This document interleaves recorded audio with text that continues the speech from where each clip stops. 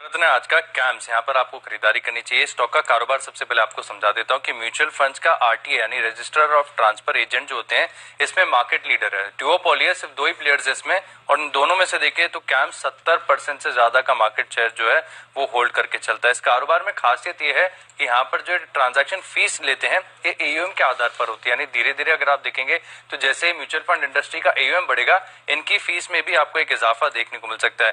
Mutual funds में तो market leader है, 70% का मार्केट शेयर इनके पास। इसके अलावा अगर आप देखें तो ऑल्टरनेट इन्वेस्टमेंट फंड्स और पीएमएस में यहाँ पर जो आरटीए का काम कर रहे हैं इसमें भी 50% से ज्यादा का मार्केट शेयर है, और यहाँ पर ग्रोथ भी काफी बढ़िया देखने को मिल रही है। और खास बात है कि म्यूचुअल फंड कारोबार अगर भारत में देखें तो लगता बहुत बड़ा है, लेकिन अभी बहुत ही शुरुआती स्टेज में है। ग्लोबल औसत है 63% का पेनिट्रेशन का, और भारत में म्यूचुअल फंड का पेनिट्रेशन सिर्फ और सिर्फ 16% है, यानी आगे जाकर अगर आप देखें तो ग्रोथ का हेडरूम काफी ज्यादा है। सर म्यूचुअल फंड्स में है, एआईएफ में है, पीएमएस में है, लेकिन साथ में अगर आप देखें तो फाइनेंशियल पूरे जो ट्रांजैक्शंस है इसमें बहुत बड़ा डाइवर्सिफिकेशन कैम्स ने कर लिया है। कैम्स फिनसर्व नाम से इनका एक प्लेटफॉर्म है जिसमें अकाउंट एग्रीगेटर का भी काम कर रहे हैं, और इसमें तीसरे सबसे बड़े प्लेयर है, और यहाँ पर अपॉर्चुनिटी भी काफी ज्यादा है। इंश्योरेंस रिपोजिटरी में सेगमेंट में 39% का मार्केट शेयर है, मार्केट लीडर बनते जा रहे हैं। ट्रैक रिकॉर्ड काफी बढ़िया है। पिछले 5 साल में कंपनी का जो मुनाफा है वो 21% सीएजीआर की दर से बढ़ा है। पिछले 3 साल तो एक्सेप्शनल रहे, 38% सीएजीआर की ग्रोथ यहाँ पर देखने को मिली।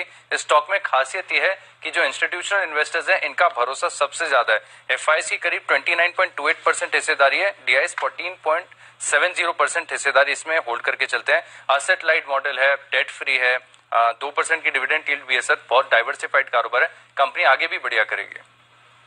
ओके, तो कंपनी आगे भी बढ़िया कर सकती है। और कैम्स, अनिल जी, कंपनी के बारे तो हम जानते हैं, मार्केट से क्लोज रिलेशन भी है, मार्केट की परफॉर्मेंस से भी थोड़ा रिलेशन है इसका, बट कैसे देखना है सर ये जो लगातार हमारी भी फोकस रहा है, रिटेल इन्वेस्टमेंट बढ़ रहा है बाजार में? बहुत ही शानदार कहानी है दीप, और ये एक कंपाउंडिंग ग्रोथ स्टोरी है। अगर लगातार आपको ऐसे स्टॉक चाहिए जो साल दर साल अच्छी ग्रोथ दिखाए और बढ़ते हुए लेवल पर दिखाए, तो ये उसमें एकदम फिट होता है, क्योंकि 5 से 7 सालों में इस कंपनी का रेवेन्यू 5 से 7 गुना हो सकता है। वाओ, ये पोटेंशियल है। 5 से 7 सालों में 5 से 7 गुना हो सकता है, इतना बड़ा पोटेंशियल है। ये पोटेंशियल इसलिए खुल रहा है कि रजिस्ट्रार एंड ट्रांसफर एजेंट का काम तो ये कर ही रहे हैं, इसके अलावा इंश्योरेंस सेक्टर पे जो अब सारी की सारी पॉलिसी का डिजिटाइजेशन और डिमेटराइजेशन हो रहा है उसमें बड़ा मौका बनेगा। राइट, और ये ही अपने आप में इनका बिजनेस 3 गुना कर देता है, क्योंकि इंश्योरेंस का मार्केट डीमेट के मार्केट से कहीं बड़ा है, म्यूचुअल फंड के मार्केट से कहीं बड़ा है, राइट। तो एक तो वो है, तो सबसे बड़ा जो मौका इनके लिए खुल रहा है वो वहां से खुल रहा है।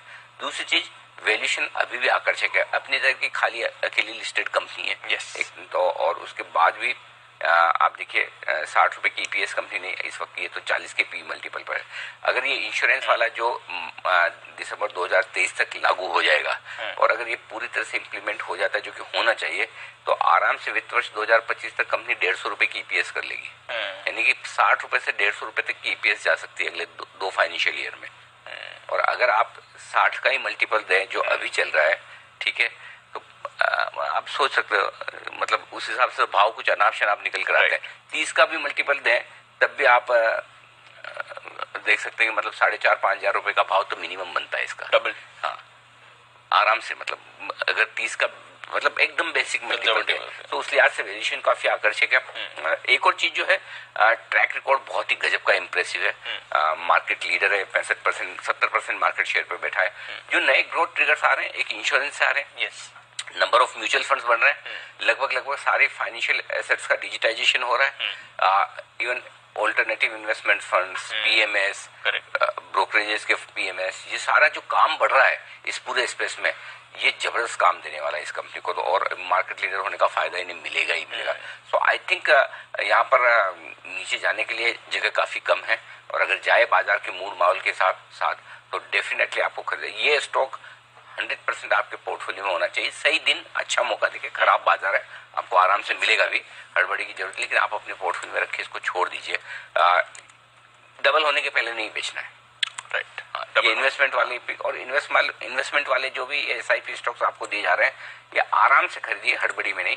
और अगर आराम से खरीदने के बाद भी नीचे आ जाए तो और आपको नीचे आने पर हल्का फुल्का एवरेज करना है, उस हिसाब से इन्वेस्टमेंट के पर्पज से दीजिए, न कि ट्रेडिंग पर्पज से। जो टारगेट मैं बता रहा हूँ आपको, वो 3000 से 3600 के टारगेट साल भर के लिहाज से है। उसके बाद 4500 तक के टारगेट्स और लॉन्ग टर्म टारगेट आपके 6000 के। अगर आपका व्यू 3 साल का है तो 3 साल प्लस का है तो 6। एक ही रिस्क है, वो मैं बताता हूँ। अगर किसी वजह से इंश्योरेंस का डिजिटाइजेशन डिले होता है हाँ। तो वो आपकी अर्निंग डिले हो जाएगी। राइट। ये तो हो गई, करना तो है ही है। आज भी आप देखिए ना, इंडिया में म्यूचुअल फंड का पेनिट्रेशन यूएस के मुकाबले में हमारे यहाँ 15% है, वहाँ 65% है। करेक्ट, कुछ भी नहीं है, कुछ भी नहीं है। सो आई थिंक ये तो बहुत बढ़ने वाला है। और जिस तरह से पिछले साल 1.5-2 साल में नए इन्वेस्टर्स आए, डायरेक्टली भी आए, अब म्यूचुअल फंड्स के जरिए भी आएंगे, तो ये तो एवर ग्रोइंग फील्ड है, इसमें कोई डाउट ही नहीं। तो हम जब स्पेशल 25 भी बना रहे थे तो दोनों में डिस्कस किया कि CDSL लिया जाए या केम्स लिया जाए।